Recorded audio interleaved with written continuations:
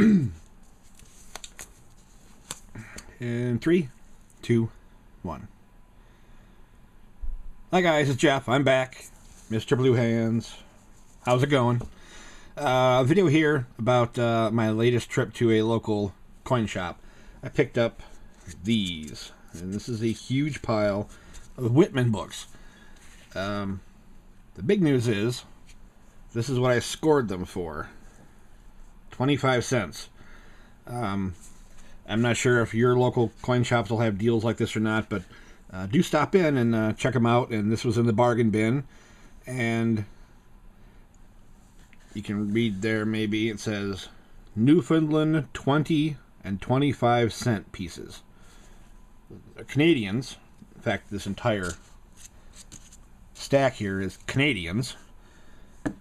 And collection 1865 to 1919. You might be wondering what I could possibly do with these. I don't really collect Canadian coins, but I do have,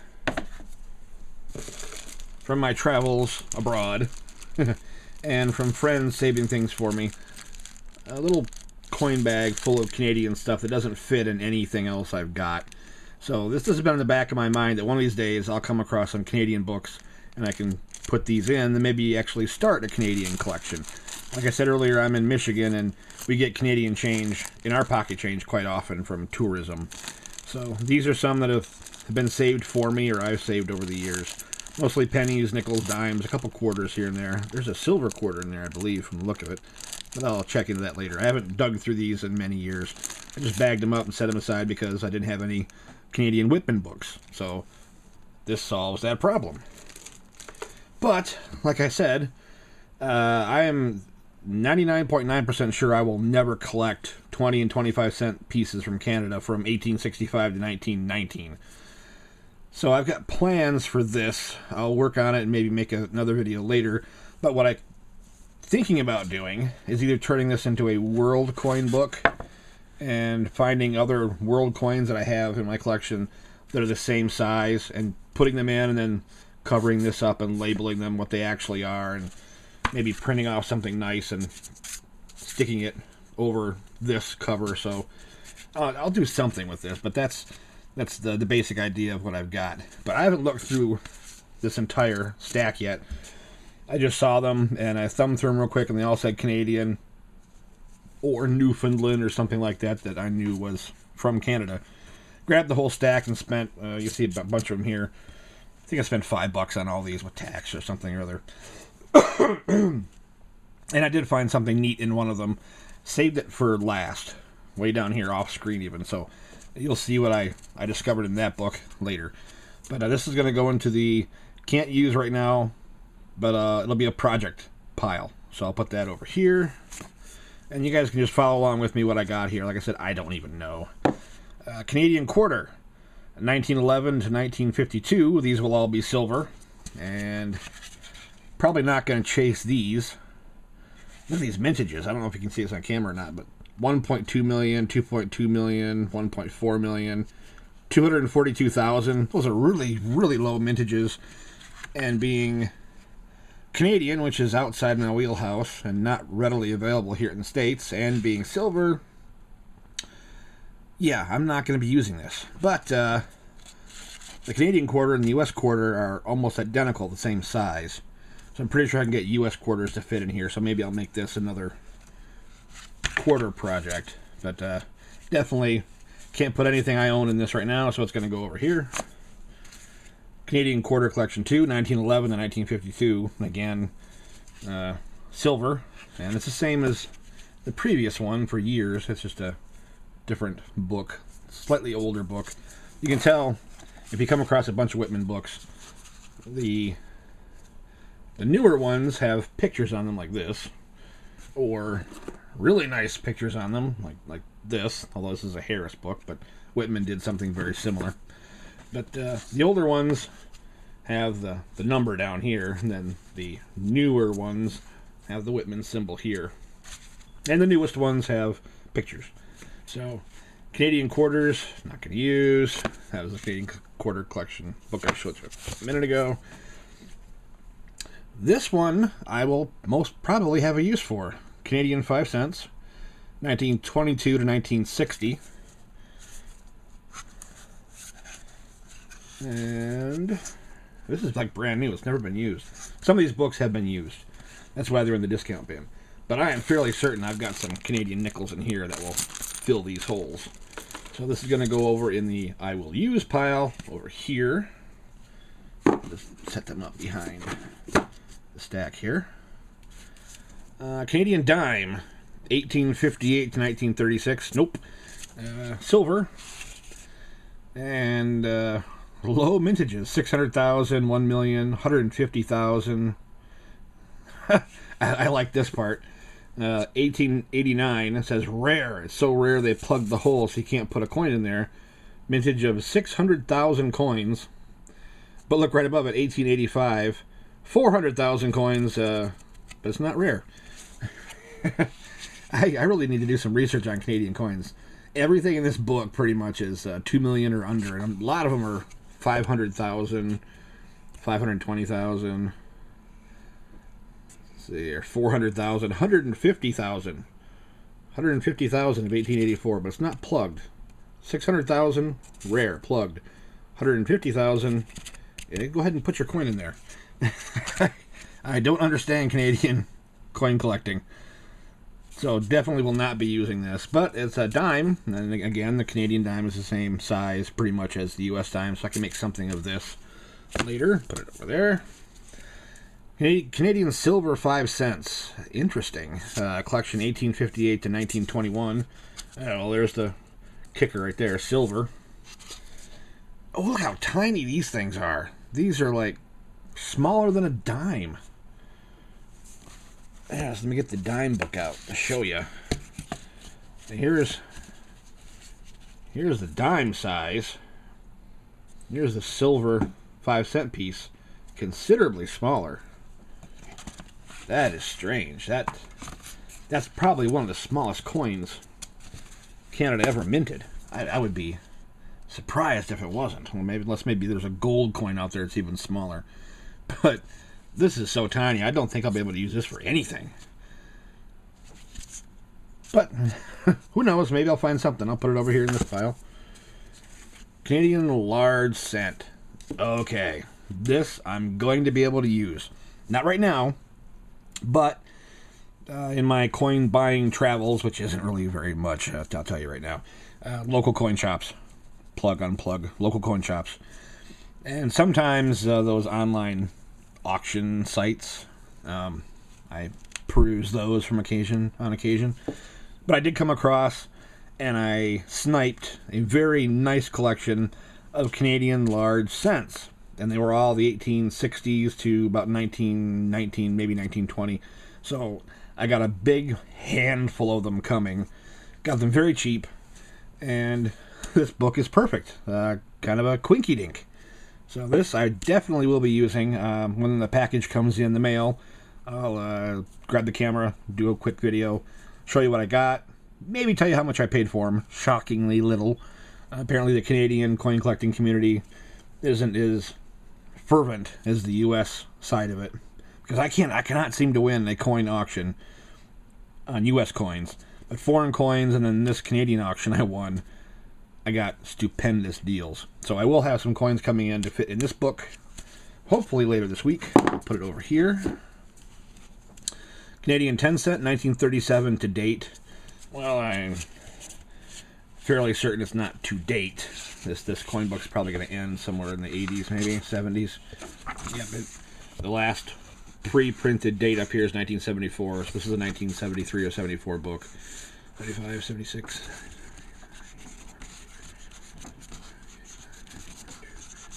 This goes up to 1996 if I was to label my own dates.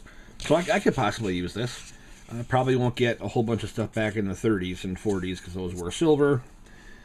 Although, I'm pretty sure I see a couple in here that might fit the bill. There's one. There's one silver one right there.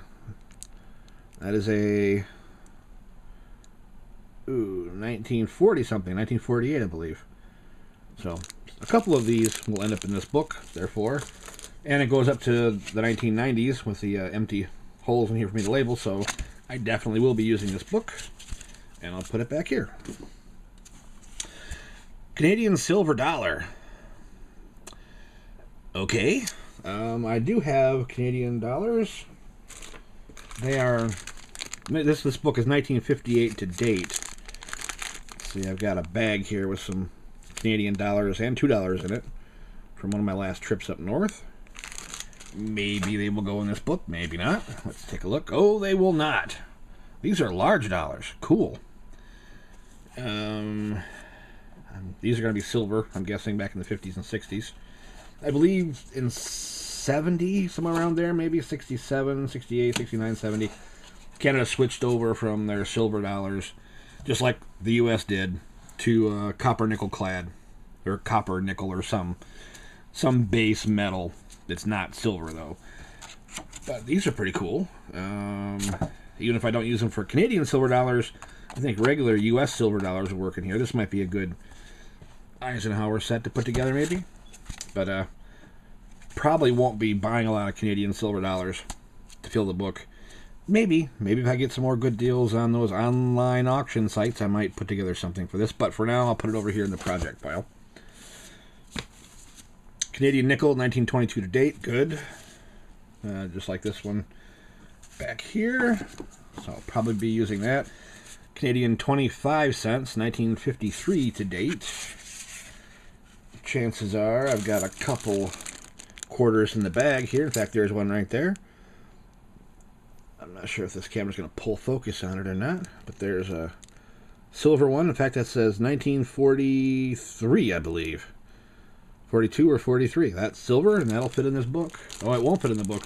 It starts in 1953. But it also goes up to 1983. I'm pretty sure I've got some Canadian quarters.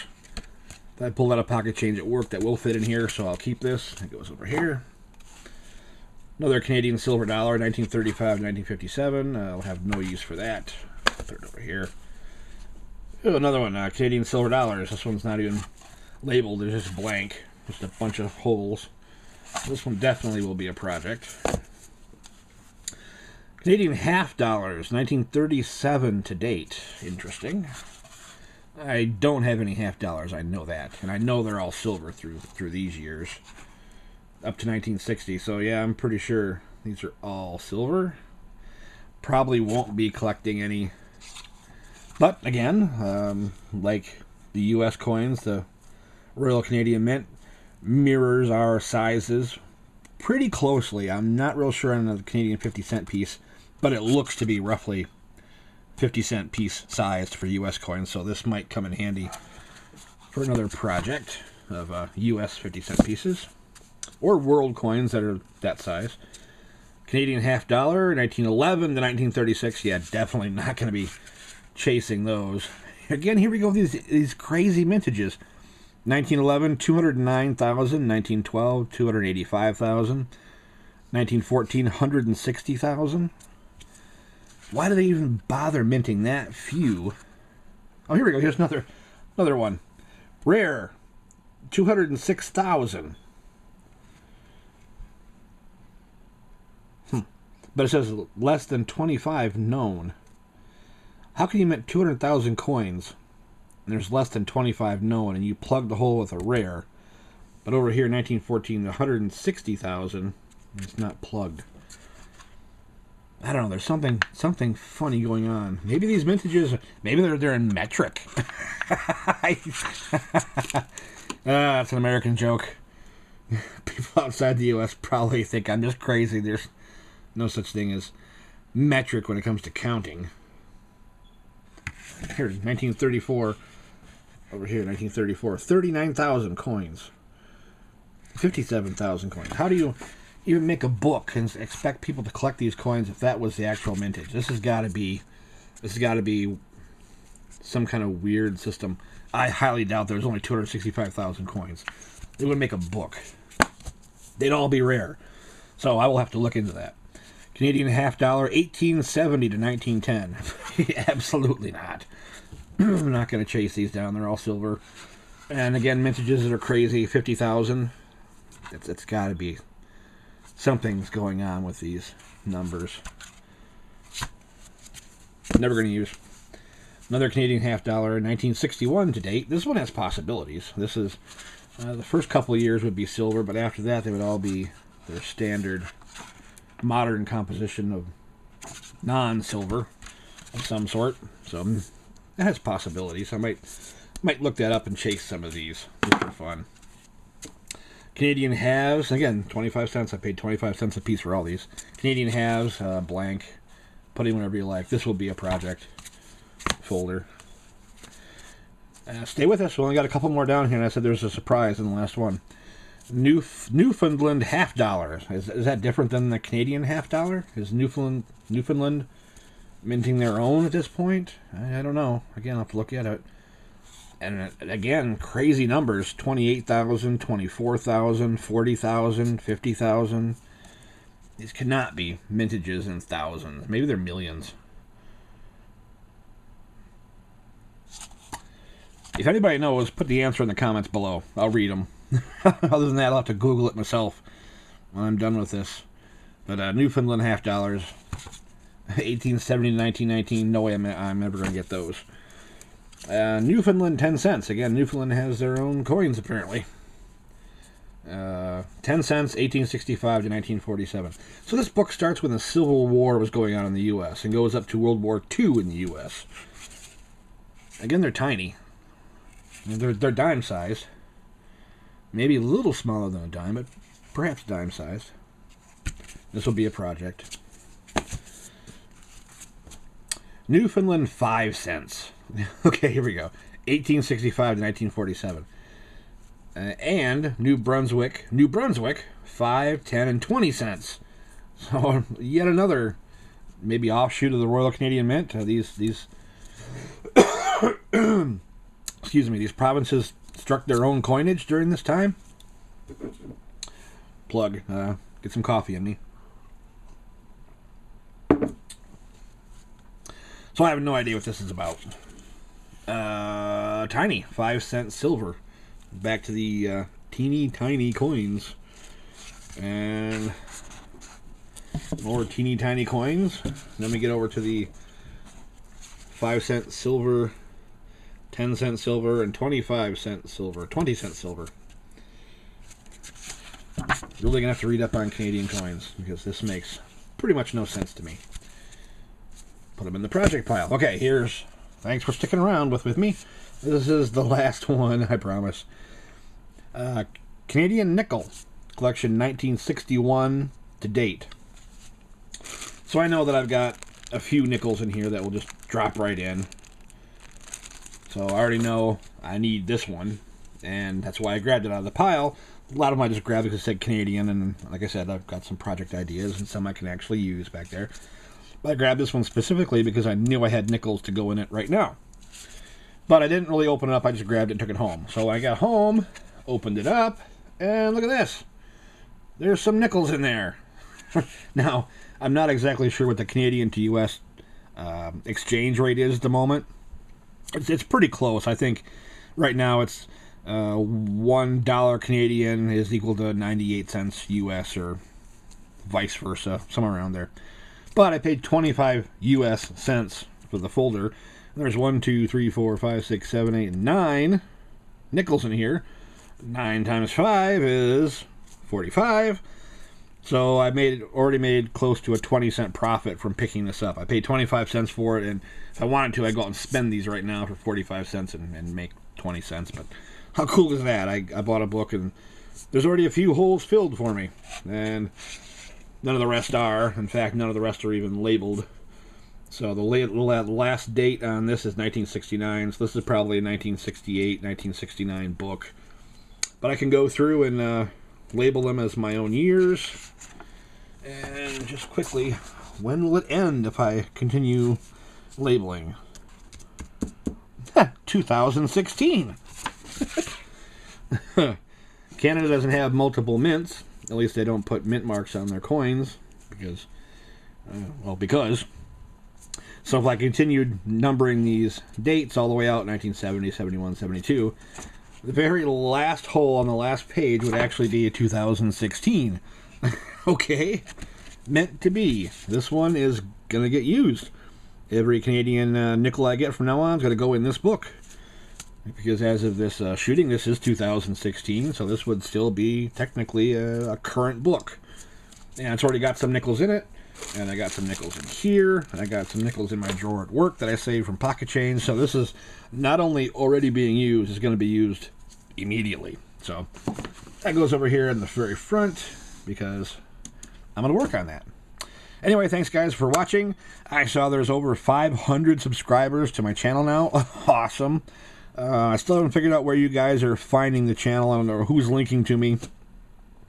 If you know, put it in the comments below. I'd like to send a shout out to the people who are linking or using my videos as a source and sending you my way, and you guys are subscribing, so that's really cool. Appreciate it. Keep watching the videos. Send me comments. I answer as many as I can.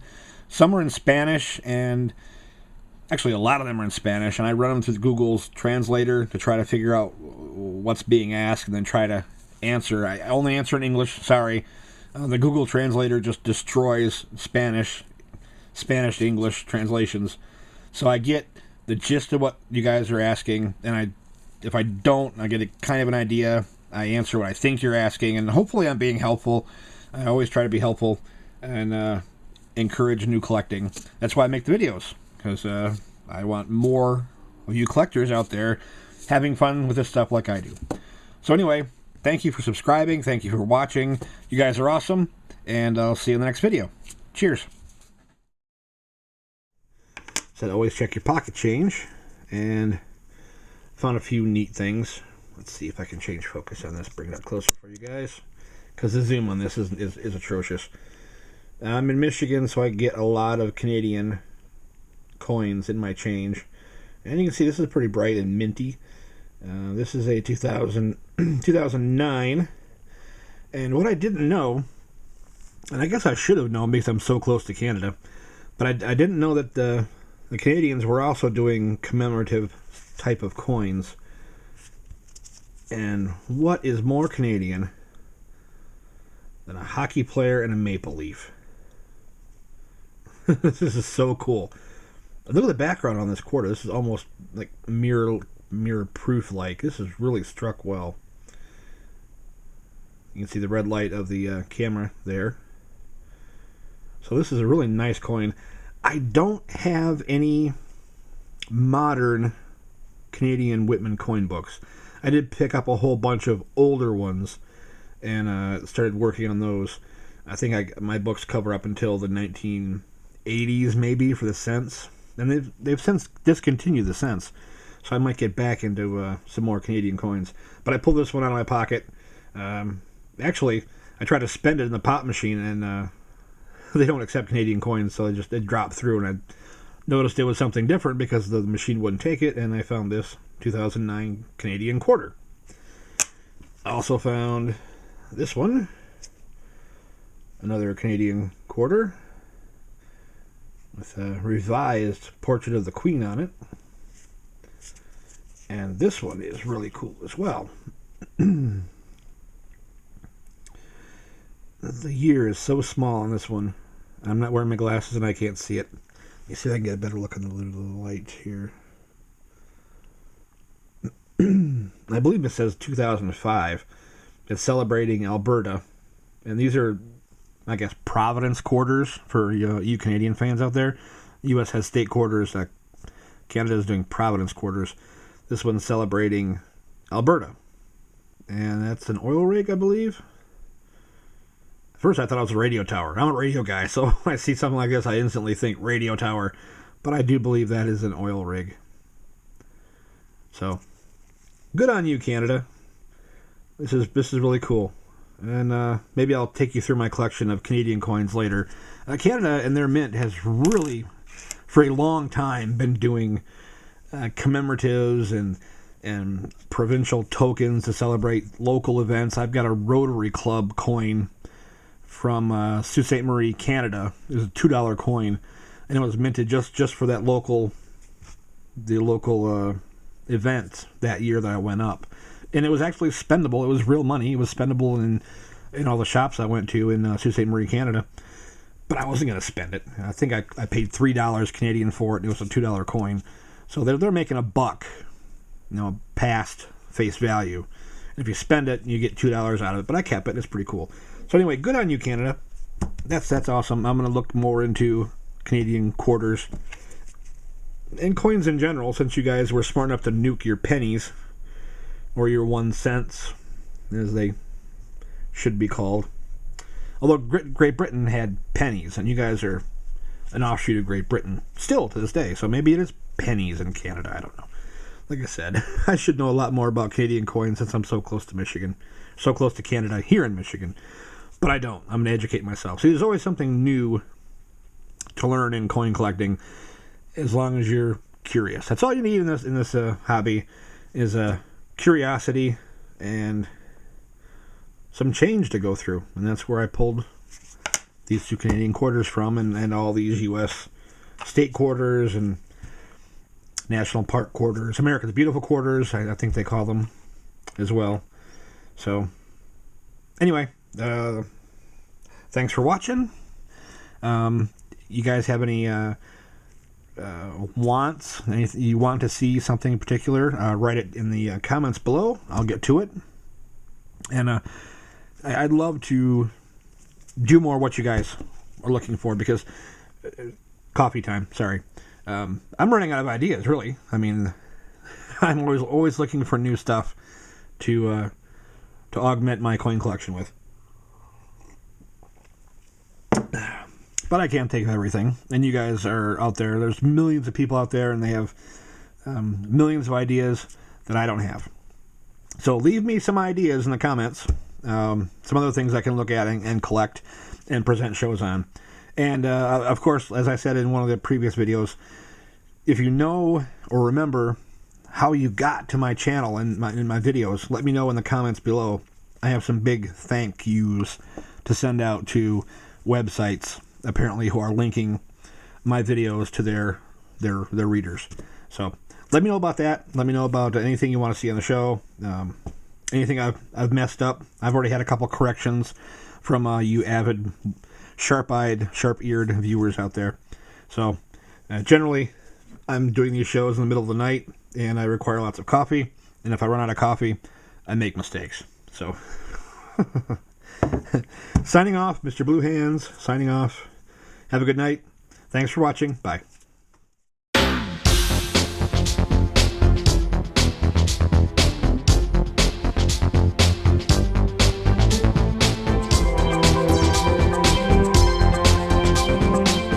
Access Vision. Your voice, your community.